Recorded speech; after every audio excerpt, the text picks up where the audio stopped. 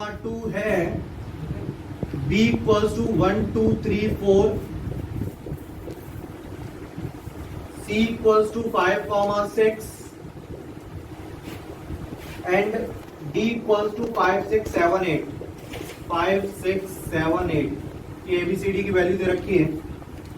Verify that पहला part कल हो गया था। सेकंड पार्ट आपको बताते हैं क्या है इसमें। A cross C find out करना है और बताना है is a subset of B cross D, subset of B cross D का सबसेट है। तो सबसे पहले क्या फाइंड आउट करेंगे, A क्रॉस C निकालेंगे। A क्रॉस C मतलब A और C का कार्टेशियन प्रोडक्ट निकालना है। कार्टेशियन प्रोडक्ट कैसे निकालेंगे, A की वैल्यू क्या है 1, 2 और C की वैल्यू क्या है 5, 6। दोनों का कार्टेशियन प्रोडक्ट निकालना तो क्या क्या आएगा 1, 5 1, 6 2, 5 2, 6। ये इसका कार्टेशियन प्रोडक्ट है, ठीक है। A cross C। अब निकालेंगे B cross D। B cross D find out करना है तो B क्या है 1 2 3 4 है, क्रॉस D क्या है 5 6 7 8 है। अब इसका क्रॉस प्रोडक्ट निकालेंगे तो क्या होगा 1, 5 1, 6 1, 7 1, 8।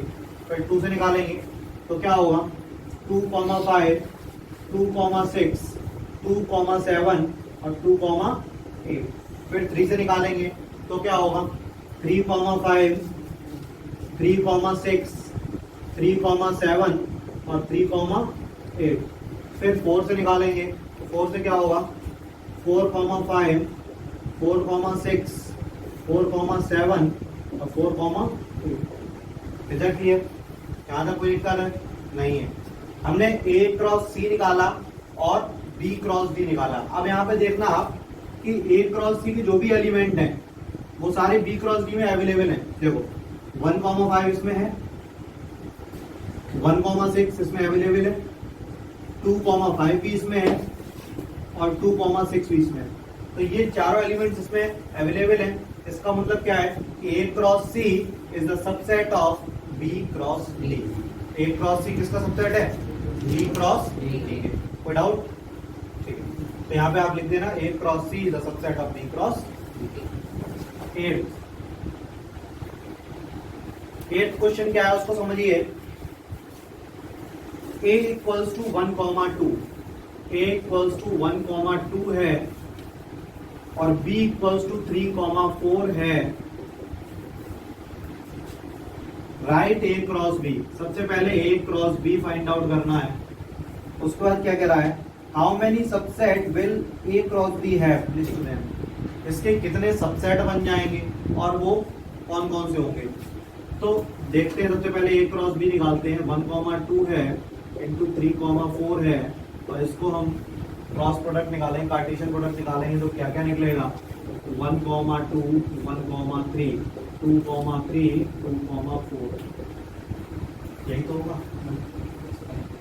1, 2 सॉरी 1, 3 1, 4 2, 3 2, 4 1, 3 1, 4 2, 3 2, 4 विदाउट।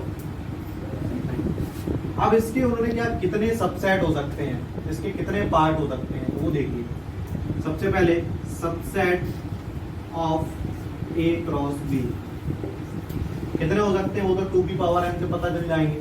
2 की पावर n पावर सबसेट उसे कहते हैं। 2 की पावर n मतलब कितने हैं 1 2 3 4, तो 2 की पावर 4 दैट मींस 16। तो इसके सबसेट कितने बन सकते हैं 16। अब कैसे बन सकते हैं उसको देखिए। एक तो हो गया 5 एम्प्टी सेट, उसके बाद 1, 3 फिर 1, 4 फिर 2, 3 फिर 2, 4। पहले सभी के सिंगल सिंगल टर्म हो गए, ठीक है। आप इन दोनों को लेंगे क्या लेंगे 1, 3 1, 4। अब लेंगे 1, 3 2, 3 आप क्या लेंगे 1, 3, 2, 4, 1, 3, 2, 4, ठीक है। अब 1, 4, 2, 3, 1, 4, 2, 3, 1, 4, 2, 4, अब 2, 3, 2, 4, अब ये तीनों हो सकते हैं एक साथ, तो क्या होंगे 1, 3, 1, 4, 2, 3, अब ये तीनों एक साथ हो सकते हैं, तो क्या होंगे 1, 4, 2, 3, 2, 4। अब क्या हो सकता है पहला होगा और लास्ट के दोनों हो सकते हैं, तो क्या होगा 1, 3, 2, 3, 2, 4। और क्या हो सकता है फर्स्ट, ये सेकंड और लास्ट हो सकता है, फर्स्ट सेकंड लास्ट हो सकता है। दैट मीन्स 1, 3, 1, 4 और 2, 4 हो सकता है। और क्या हो सकता है, और ये चारों हो सकते हैं। अब कितने हो गए भी देखो 1, 2, 3, 4, 5, 6, 7, 8, 9, 10, 11, 12, 13, 14, 15 और ये चारों हो जाएंगे। चारों क्या होंगे 1, 3, 2, 3, 1, 4, 2, 4, ठीक है। हो गए 16 सबसेट। मतलब क्या होंगे समझ में आ गई। मतलब इसकी कितनी और फैमिलीज हो सकती हैं, ये सिंगल टर्म हो सकते हैं पहले, फिर 2 फैमिलीज में मेंबर हो सकते हैं, फिर 3 मेंबर्स हो सकते हैं कोई भी 3, फिर 4 हो सकते हैं, ठीक है। तो इस तरीके से ये 16 कंडीशन। नंबर 9, 9th क्वेश्चन क्या है उसको समझिए। A and B have 2 sets, A और B 2 सेट है, ठीक है। और उसमें दिया गया है and A equals to 3, number of A element equals to 3। मतलब A के कितने एलिमेंट है 3 और B के एलिमेंट कितने हैं 2। If x, 1, y, 2, z, 1 R in A cross B, ये ए क्रॉस बी के R in A cross B का मतलब ये ए क्रॉस बी के कुछ एलिमेंट्स हैं, ये ए क्रॉस बी के कुछ एलिमेंट्स हैं, तो ए और बी की वैल्यू क्या होगी। देखो ए के एलिमेंट आगे होते हैं तो हमें साफ दिख रहे हैं, एक्स है, वाई है और तो एक्स वाई जेड हो गया। बी के एलिमेंट्स बाद में होते तो एक 1 है, एक 2 है, 1 है मतलब 1, 2। ए के 3 एलिमेंट हो गए और बी के 2 एलिमेंट हो गए। That clear. आगे वाला क्वेश्चन भी देख लीजिए। नेक्स्ट क्वेश्चन क्या है, क्वेश्चन नंबर 10। 10th क्वेश्चन देखिए। The Cartesian product of A cross A has 9 element. A cross ए में 9 एलिमेंट है। एलिमेंट कितने हैं 9 एलिमेंट्स। बताओ which are found to be -1, 0। जो एलिमेंट्स पाए जा रहे हैं वो कौन कौन से हैं -1, 0, 1 और 0, 1। उनमें ए क्रॉस में कुछ एलिमेंट क्या मिले -1, 0 मिले और कुछ क्या मिले 0, 1 मिले। तो ए की वैल्यू क्या होगी, ठीक है। ए की वैल्यू क्या होगी और ए क्रॉस ए के एलिमेंट क्या होंगे। अब जरा समझो, ए क्रॉस ए मतलब ए का ही ए में एलिमेंट हो जा रहा है। टोटल एलिमेंट्स कितने हैं 9, ए में कितने होंगे 3। क्यों ए क्रॉस ए मतलब 3 × 3 और मतलब ए के कितने एलिमेंट होने चाहिए 3 और ए के 3 एलिमेंट कौन कौन से होंगे -1 होगा, 0 होगा और 1 भी होगा। अब उन्होंने कहा है कि ए क्रॉस ए निकालो, मतलब क्या निकालो ए क्रॉस ए फाइंड आउट करना है। दैट मीन्स -1, 0, 1 का मल्टीप्लीकेशन करना है -1, 0, 1। कर लोगे करिए। रोटी खाते हैं बेटा सेव नहीं कर डोमेन की कोडोमेन और रेंज और रिलेशन, ये 4 चीजों को डिस्कस करेंगे अभी नेक्स्ट एक्सरसाइज के लिए।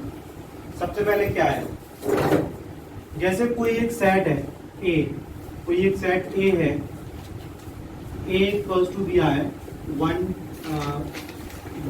2 3 4, 1 2 3 4 ए दिया है, और बी दिया है 5 6 7 8 9, 5 6 7 8 9, ठीक है, कोई डाउट नहीं। और इसमें 1 भी है और 4 भी है, ठीक है। और हमसे कहा जाए कि ए और बी में रिलेशन क्या है, ए और बी में रिलेशन ये है कि f x equals to x square.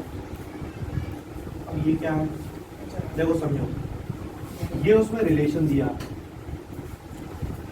जैसे फॉर एग्जाम्पल ये ए है और इसमें हमने सारे एलिमेंट्स लिखे 1 2 3 4 5, ठीक है, और ये बी है और इसमें सारे एलिमेंट्स लिखे हमने 1 1 4 5 6 7 8 9, कोई दिक्कत यहाँ तक एयर भी लिख दिया। अब एक चीज और दे रखी है उन्होंने, f such that a tends to b, that means जो f है वो क्या a और b में रिलेशन बता रहा है, a और b में रिलेशन बता रहा है, और रिलेशन क्या बता रहा है कि f x equals to x square, मतलब ये x होता है और ये एफ एक्स होता है। ध्यान रखना, पहला वाला जो होता है वो x होता है और ये क्या होता है एफ एक्स होता है, जिसे y भी कहते हैं। अब x की जगह 1 रखा तो 1 का स्क्वायर 1 रखा है x की जगह, तो 1 का स्क्वायर क्या है 1, और एफ एक्स क्या है ये, तो 1 आ गया। x की जगह 2 रखा तो क्या आया 4, x की जगह 2 रखा तो 2 का स्क्वायर क्या आया 4, 3 रखा तो क्या आया 9, 4 रखा तो है ही नहीं, तो ये एक क्या बन के आया, रिलेशन निकल के आया। क्या रिलेशन है, f x equals to x square, मतलब ये और ये आपस में कैसे रिलेटेड है, एक्स स्क्वायर से रिलेटेड है, मतलब इसकी एक्स की वैल्यू है तो इसकी एक्स स्क्वायर की वैल्यू है, कोई दिक्कत यहाँ तक। अब इसको समझो, ये तो रिलेशन हो गया, ये क्या हुआ रिलेशन हुआ, ठीक। यहाँ के जो टर्म इससे रिलेटेड हैं वो कहलाते हैं डोमेन, वो क्या कहलाते हैं डोमेन, जैसे 1 2 3 हो गया डोमेन, ठीक। यहाँ के एलिमेंट्स जो इससे रिलेटेड हैं वो कहलाते हैं रेंज, वो क्या कहलाते हैं रेंज, रेंज क्या हो गया 1 4 9, दो चीज क्लियर। अब बात करेंगे कोडोमेन की, तो कोडोमेन क्या होता है, बी की सारी वैल्यू कोडोमेन होगी, मतलब 1 4 5 6 7 8 9, इज दैट क्लियर। तो 3 चीजें आपको क्लियर हुई, रिलेशन भी समझ में आ गया, डोमेन, रेंज और कोडोमेन भी समझ में आ गया, ठीक है। इसको नोट कर लीजिए, इसमें लिखिए डोमेन, हेडिंग डालिए डोमेन,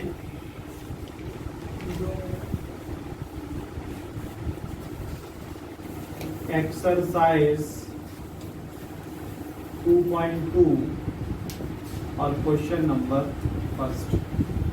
क्या है question number 1, let a equals to, a क्या है 1 2 3 4 और डॉट डॉट 14 तक, 1 2 3 4 डॉट डॉट 14, ठीक है। And a relation from a to a by r equals to, relation क्या दिया है x, y such that 3x minus y equals to 0, where x, y belongs to A. Write down the domain, codomain and range. इसका domain, codomain और range लिखना है। अभी आपको सवाल बिल्कुल समझ में नहीं आया, ये क्या लिख दिया, बहुत से साइन ही नहीं समझ में आए। एक चीज तो क्लियर है आपको कि a की वैल्यू 1 से लेके 14 तक है, यहाँ तक कोई दिक्कत नहीं है। हमें रिलेशन a टू a निकालना है, a टू a मतलब a क्रॉस a करना है, इधर भी a होगा और कोडोमेन भी a होगा, ठीक है। उसके बाद उन्होंने कहा रिलेशन क्या है एक्स और वाई में, पहला एक्स होता है, दूसरा क्या होता है वाई। एक्स और वाई में रिलेशन क्या है कि 3x equals to y, 3x minus y equals to 0 का मतलब क्या हुआ y equals to 3x, y equals to 3x का मतलब क्या हुआ अगर x की वैल्यू 1 है तो y की वैल्यू 3 होगी, अगर x की वैल्यू 1 है तो y की वैल्यू क्या होगी 3 होगी। और where x, y belongs to a का मतलब क्या है x के सारे एलिमेंट a को बिलोंग करने चाहिए, y के सारे एलिमेंट a को बिलोंग करने चाहिए। Is that clear? तो सबसे पहले हम डोमेन कोडोमेन बनाते हैं, ये हो गया। यहाँ पे एलिमेंट क्या है 1 2 3 4 5 6 7 8 9 10 11 12 13 14, ठीक है। और इधर भी 1 2 3 4 5 6 7 8 9 10 11 12 13 और 14, क्योंकि ये भी ए है और ये भी ए है। उन्होंने कहा ए और ए में रिलेशन निकालना है, यहाँ पे लिखा हुआ है ना ए क्रॉस ए या ए टू ए और ए में ही मतलब डोमेन भी ए है और को डोमेन भी ए है, ठीक है।